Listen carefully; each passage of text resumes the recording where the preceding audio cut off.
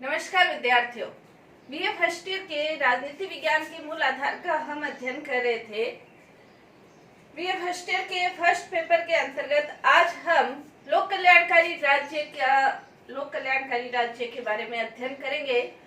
लोक कल्याणकारी राज्य क्या है, उसकी लक्षण क्या है, उसके कार्य क्या है, वर्तमान समय इसकी क्या प्रासंगिकता है, इन सब के बारे में आज हम अध्ययन करेंगे। लोक कल्याणकारी राज्य का सीधा सीधा मतलब ये है लोक कल्याण। ऐसा राज्य जो कि जनता का कल्याण करने वाला राज्य है उसे लोक कल्याणकारी राज्य कहा जाता है। जनता का कल्याण के अंतर्गत ये भी तात्पर्य है कि जनता के कल्याण में किसी एक वर्ग विशेष, किसी एक जाति विशेष, धर्म विशेष का कोई योगदान नहीं, बल्कि संपूर्ण जनता का कल्याण जिस शासन व्यवस्था के द्वारा होता है उसे लोक कल्याणकारी राज्य कहा जाता है। इसके अंतर्गत यदि हम देखें तो लोक कल्याणकारी राज्य की वैसे जो ये अवधारणा है वो एक आधुनिक अवधारणा कही जाती है, लेकिन यदि प्राचीन समय के अंतर्गत हम देखें तो लोक कल्याणकारी राज्य की अवधारणा बहुत प्राचीन है। यदि हम भारतीय ग्रंथों को देखें तो भारतीय ग्रंथों के अंतर्गत तो हमेशा से ही राजा की जो कर्तव्य बताया गया है वो कर्तव्य यही बताया गया है कि राजा को प्रजा का पालन अपने पुत्र के समान करना चाहिए। जैसे महाभारत के अंतर्गत वेद व्यास ने ये कहा है कि जो राजा अपने प्रजा का पालन पुत्र के समान नहीं करता है वो नरक का गामी होता है।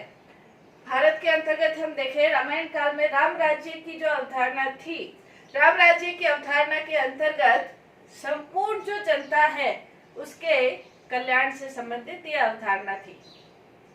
इसी प्रकार जैसे ऋषि पराशर है, याज्ञवल्क्य है, मनु है, शुक्र है, इन्होंने भी संपूर्ण प्रजा के कल्याण के लिए राजा का कर्तव्य बताया है कि राजा का कार्य संपूर्ण प्रजा का कल्याण है। यदि हम पाश्चात्य विचारकों के अंतर्गत भी देखें तो प्लेटो और अरस्तु की अवधारणाओं के अंतर्गत भी वो ये बताते हैं कि राजा का कार्य संपूर्ण प्रजा का कल्याण करना है। लेकिन यदि वर्तमान समय की स्थिति देखें तो वर्तमान समय के अंतर्गत 18वीं शताब्दी में एक धारणा चली थी, यादव्यम नीति या लेसेस फेयर नीति अपन कह सकते हैं, या व्यक्तिवाद की धारणा।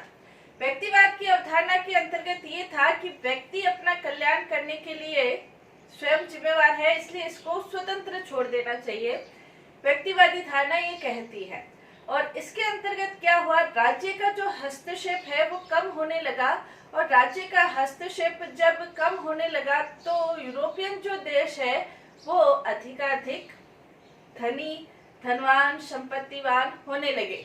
लेकिन इसका एक माइनस पॉइंट कहे या इसका एक हानि कहे तो ये है कि संपत्ति तो बढ़ी, लेकिन संपत्ति के साथ संपत्ति की जो असमानता है वो भी बढ़ी। एक तरफ तो बहुत बड़ा संपत्तिशाली वर्ग हो गया और दूसरी तरफ श्रमिक, किसान, इसका निम्न स्तर का वर्ग हो गया। इसी नीति के फलस्वरूप क्या हुआ कि कार्ल मार्क्स है, एंजल है, इन्होंने 1848 के अंतर्गत साम्यवादी घोषणा पत्र का प्रस्तुत किया था। साम्यवादी घोषणा पत्र के अंतर्गत उसे प्रेरणा लेते हुए सोवियत संघ के अंतर्गत साम्यवादी क्रांति भी हुई थी। 1917 में सोवियत संघ में साम्यवादी शासन स्थापित हुआ। साम्यवादी शासन जब स्थापित हुआ तो उसके बाद जो पाश्चात्य देश थे जो कि पूंजीवादी व्यवस्था को ग्रहण कर रहे थे, और पाश्चात्य देशों के अंतर्गत उन्होंने ये देखा कि यदि साम्यवादी अवस्था जो कि आर्थिक सुरक्षा पर आधारित थी, यदि साम्यवादी शासन का प्रभाव बढ़ने लगा तो पूंजीवादी व्यवस्था को गहरा धक्का पहुंच सकता है। इसलिए इन्होंने, पाश्चात्य देशों ने अपनी शासन व्यवस्था में परिवर्तन किए बिना कुछ कल्याण के कार्य करने शुरू किए और लोगों के कल्याण के लिए अनेकानेक योजनाएं भी बनाई। और जो अनेकानेक योजनाएं लोगों के कल्याण के लिए उन्होंने जो बनाई थी उसे ही लोक कल्याणकारी राज्य कहा गया। लोक कल्याणकारी राज्य के अंतर्गत यदि हम परिभाषाएं देखें, परिभाषाओं के अंतर्गत जैसे जवाहरलाल नेहरू ने ये कहा है, सबके लिए समान अवसर प्राप्त करना, अमीरों और गरीबों के बीच अंतर को मिटाना, जीवन स्तर को ऊपर उठाना कल्याणकारी राज्य के प्रमुख लक्षण कहे जा सकते हैं। कल्याणकारी राज्य के अंतर्गत कुछ विद्वान ऐसे भी थे जो ये चाहते थे कि जो संपत्ति है वो कुछ एक वर्ग विशेष के हाथों में एकत्रित नहीं हो, बल्कि संपूर्ण प्रजा का कल्याण करने से संबंधित होनी चाहिए। जैसे रास्किन है, कार्लियन है, गॉडविन है, इन्होंने तो यहाँ तक कहा था कि जहाँ संपत्ति एकत्रित होती है वहाँ मानवता का पतन होता है। तो इसी विचारों के फल स्वरूप या उसी की प्रतिक्रिया के फल स्वरूप कल्याणकारी राज्य की जो अवधारणा है वो अस्तित्व में आई। इसके अंतर्गत हम कह सकते हैं, जैसे डॉक्टर अब्राहम हैं, उन्होंने ये कहा है कल्याणकारी राज्य वह है जो अपनी आर्थिक व्यवस्था का संचालन इस रूप में करता है कि जो संपत्ति का वो जो वितरण है वो समान होना चाहिए। संपत्ति के समान वितरण के उद्देश्य से जो राज्य होता है उसे कल्याणकारी राज्य कहा जाता है। 1918 में समाजशास्त्र के संदर्भ में इंसाइक्लोपीडिया ने भी कल्याणकारी राज्य की परिभाषा देते हुए ये कहा था कि कल्याणकारी राज्य वह है जो कि अपने नागरिकों के न्यूनतम जीवन स्तर को प्रदान करना अपना उत्तरदायित्व समझता है। इन सब का यदि हम देखें तो ये सभी जो परिभाषाएं हैं वो राज्य की आर्थिक उन्नति से संबंधित विचारधाराएं हैं। इसी संदर्भ में आर्थिक उन्नति के अलावा भी लोगों का कल्याण सिर्फ आर्थिक क्षेत्र में कल्याण नहीं है, बल्कि सामाजिक, राजनीतिक, भौतिक, मानवीय, इन सभी लक्षणों में मानव का कल्याण करना राज्य का प्रमुख दायित्व है। और इसी संदर्भ में यदि देखा जाए तो 1954 के अंतर्गत मैसूर विश्वविद्यालय का समारोह के अंतर्गत न्यायमूर्ति छागला थे, उन्होंने कल्याणकारी राज्य को परिभाषित करते हुए ये कहा था कि कल्याणकारी राज्य वह है जिसका प्रमुख कार्य एक ऐसे पुल का निर्माण करना है जिसके अंतर्गत व्यक्ति अपनी पतित अवस्था से निकलकर उद्देश्यपूर्ण और उत्थानपूर्ण, दो महत्वपूर्ण शब्दों का उन्होंने प्रयोग किया था, उद्देश्यपूर्ण और उत्थानपूर्ण अवस्था को प्राप्त करता है और सच्ची स्वतंत्रता का उपभोग करता है, वो कल्याणकारी राज्य है। तो ये कल्याणकारी राज्य के अंतर्गत व्यक्ति का संपूर्ण कल्याण, संपूर्ण व्यक्तियों का संपूर्ण कल्याण जिस राज्य के द्वारा होता है उसे कल्याणकारी राज्य कहा जा सकता है। किसी वर्ग विशेष का नहीं, बल्कि संपूर्ण व्यक्तियों का संपूर्ण कल्याण। यदि कल्याणकारी राज्य के हम लक्षण देखें, कल्याणकारी राज्य के क्या लक्षण है, तो कल्याणकारी राज्य की अगर भारतीय संविधान के अंतर्गत इसका वर्णन देखें, भारत ने भी लोक कल्याण को अपना लक्ष्य घोषित किया है और लोक कल्याण के अंतर्गत भारतीय संविधान निर्माता ये चाहते थे कि भारत के अंतर्गत निवास करने वाले सभी लोगों का कल्याण हो, और इसके लिए उन्होंने व्यवस्थाएं जो की है वो राज्य के नीति निर्देशक सिद्धांतों के अंतर्गत लोक कल्याण से संबंधित अनेक प्रकार की व्यवस्थाओं का उल्लेख किया है। लोक कल्याणकारी राज्य के यदि लक्षण देखे जाए तो सामाजिक लक्षण भी है, आर्थिक लक्षण भी है, राजनीतिक लक्षण भी है। लोक कल्याण सिर्फ आर्थिक क्षेत्र से संबंधित नहीं है, लेकिन इसके अंतर्गत व्यक्ति के व्यक्तित्व के विभिन्न पहलू भी इसके अंतर्गत समाहित है। यदि सबसे पहला देखा जाए, महत्वपूर्ण रूप से जो कल्याण का क्षेत्र महत्वपूर्ण रूप से है वो आर्थिक सुरक्षा की व्यवस्था करना, ये कल्याण का महत्वपूर्ण क्षेत्र है। आर्थिक सुरक्षा की व्यवस्था करना, क्योंकि जब तक व्यक्ति आर्थिक रूप से मजबूत नहीं है या देश की शासन व्यवस्थाएं आर्थिक रूप से सक्षम नहीं है व्यक्तियों के कल्याण से संबंधित, तो उसे कल्याणकारी शासन व्यवस्था नहीं कहा जा सकता है। आर्थिक सुरक्षा के क्षेत्र में तीन चीजें महत्वपूर्ण हैं लक्षण के अंतर्गत। सबसे पहला है सभी व्यक्तियों को रोजगार। लोक कल्याणकारी जो राज्य है उसके लिए आवश्यक है कि वो सभी व्यक्तियों की रोजगार की व्यवस्थाएं करेगा। व्यक्तियों को अपनी योग्यता के अनुसार और अपनी क्षमता के अनुसार कार्य प्रदान करना, ये राज्य का महत्वपूर्ण लक्षण है। इसके अलावा जो व्यक्ति असक्षम है, विकलांग है या कार्य नहीं कर सकते हैं या इनको रोजगार नहीं मिला है, तो उनके लिए भी आर्थिक सुरक्षा प्रदान करना, व्यवस्था करना और उनके लिए बेरोजगारी भत्ते की व्यवस्था करना, ये राज्य का कार्य है। इसके अलावा न्यूनतम जीवन स्तर की गारंटी प्रदान करना।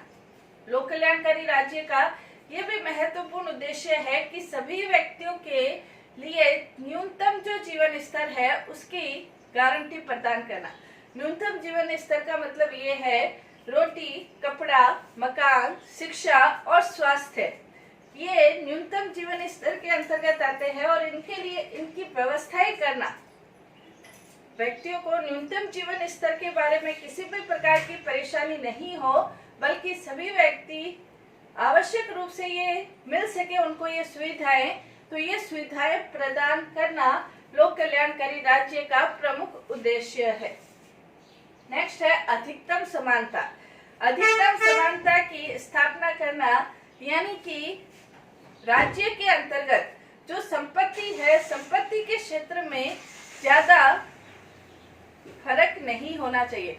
एक तरफ तो बहुत ज्यादा संपत्तिशाली वर्ग हो और दूसरी तरफ बहुत निम्न स्तर के व्यक्ति हो, तो ऐसे राज्य को कल्याणकारी राज्य नहीं कहा जा सकता। समानता की स्थापना हो, यानी कि ज्यादा समानता के क्षेत्र में, आर्थिक क्षेत्र में ज्यादा अंतर नहीं हो। हालांकि पूर्ण रूप से समानता स्थापित करना संभव नहीं है, लेकिन अर्थ के आधार पर व्यक्तियों में ऐसा भेदभाव नहीं हो कि एक व्यक्ति दूसरे व्यक्ति का अपने पैसे के बल पर शोषण कर सके। तो ये लोक कल्याणकारी राज्य के आर्थिक लक्षण हम कह सकते हैं। लोक कल्याणकारी राज्य के अंतर्गत दूसरा लक्षण राजनीतिक सुरक्षा की व्यवस्था करना।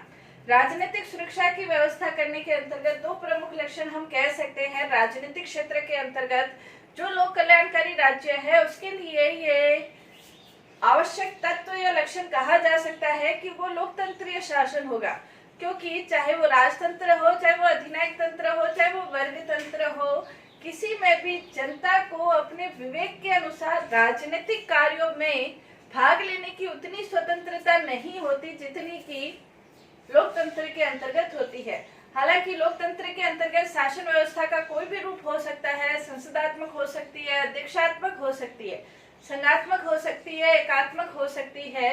शासन व्यवस्था का कोई भी रूप हो, लेकिन लोकतंत्रात्मक शासन व्यवस्था ही लोक कल्याणकारी राज्य का एक मूलभूत लक्षण हो सकती है, क्योंकि लोकतंत्र के अंतर्गत जनता अपने विवेक के अनुसार शासन कार्यों में भाग लेकर शासन कार्यों को लोक कल्याण के अनुसार निर्धारित कर सकती है। दूसरा, इसके अंतर्गत हम कह सकते हैं नागरिक स्वतंत्रताएं। लोक कल्याणकारी राज्य के अंतर्गत शासन के द्वारा नागरिकों को अनेक प्रकार की स्वतंत्रताएं प्रदान की जाती है, जिससे जनता का कल्याण संभव हो सकता है। जैसे विचार अभिव्यक्ति की स्वतंत्रता है, संघ की स्वतंत्रता, व्यक्ति की स्वतंत्रता, सम्मेलन बनाने की स्वतंत्रता, संघ बनाने की स्वतंत्रता। इन स्वतंत्रताओं के माध्यम से जनता का कल्याण करने का प्रयास किया जाता है। नेक्स्ट, इसके अंतर्गत लक्षण है सामाजिक सुरक्षा की व्यवस्था। सामाजिक सुरक्षा की व्यवस्था के अंतर्गत प्रत्येक व्यक्ति को सामाजिक क्षेत्र में सम्मानपूर्ण, गौरवपूर्ण और प्रतिष्ठा पूर्वक जीवन व्यतीत करने की व्यवस्था राज्य के द्वारा की जाती है, उसे लोक कल्याणकारी राज्य कहते हैं। जैसे बेनी प्रसाद के शब्दों में हम कह सकते हैं कि लोक कल्याणकारी राज्य के यह मानता है कि प्रत्येक व्यक्ति के सुख का महत्व है।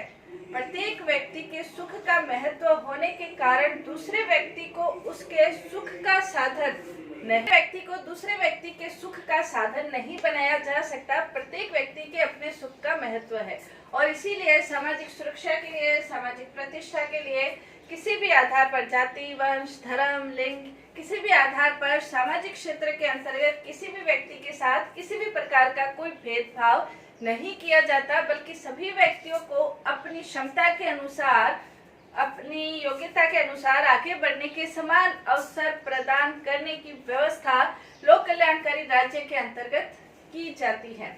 इसके अलावा राज्य के कार्य क्षेत्र में वृद्धि होती है। लोक कल्याणकारी राज्य के अंतर्गत राज्य कोई सी एक विशेष क्षेत्र तक सीमित नहीं होता, बल्कि राज्य विभिन्न प्रकार की भूमिकाएं निभाता है। जैसे हॉब्सन के शब्दों में हम कह सकते हैं कि राज्य डॉक्टर भी होता है, बैंक कर्मी भी होता है, बीमा कर्मी भी होता है, नर्स भी होता है, राज्य सिपाही भी होता है, राज्य पोस्टमैन भी होता है। इन सभी प्रकार की भूमिकाएं राज्य के द्वारा निभाई जाती है। यानी कि राज्य का जो क्षेत्र है वो एक सीमित क्षेत्र नहीं है, बल्कि व्यक्ति के कल्याण से संबंधित उसका क्षेत्र वो बहुत बढ़ जाता है। और इसके लिए राज्य के द्वारा विभिन्न प्रकार की योजनाएं बनाकर विभिन्न प्रकार के कार्य राज्य के द्वारा किए जाते हैं। लोक कल्याणकारी राज्य इसमें विश्वास नहीं करता है कि जैसे जैसे राज्यों के कार्यों में वृद्धि होती है वैसे वैसे व्यक्ति की स्वतंत्रता कम हो जाती है। वो इसमें विश्वास नहीं करता, बल्कि वो ये चाहता है कि राज्य के द्वारा व्यक्ति के कल्याण के लिए विभिन्न प्रकार की योजनाएं बनाकर विभिन्न प्रकार के कार्य करके व्यक्ति के कल्याण के लिए विभिन्न प्रकार के कदम उठाए जाए। तो राज्य का जो कार्य क्षेत्र है वो विस्तृत होता है, ये भी एक प्रमुख लक्षण है। नेक्स्ट, इसके अंतर्गत जो लोक कल्याणकारी राज्य है वो अंतर्राष्ट्रीय सहयोग की भावना के आधार पर कार्य करता है।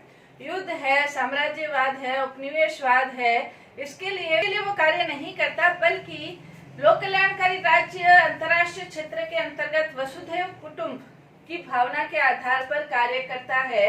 भारतीय संविधान के अंतर्गत भी हम देखें तो पंचशील के जो सिद्धांत है उसके अनुसार अंतर्राष्ट्रीय क्षेत्र के अंतर्गत भारत अपना जैसे सहयोग दे रहा है, वसुधैव कुटुंब के आधार पर अनेक प्रकार के कार्य इसके अंतर्गत किए जाते हैं। तो कहने का तात्पर्य ये है कि लोक कल्याणकारी राज्य जो होगा वो लोक कल्याणकारी राज्य अपने राज्य के साथ दूसरे देशों के अंतर्गत भी जो कार्य उसके द्वारा किया जाएगा वो शांति, सहयोग, सद्भावना, समन्वय के आधार पर कार्य किया जाएगा।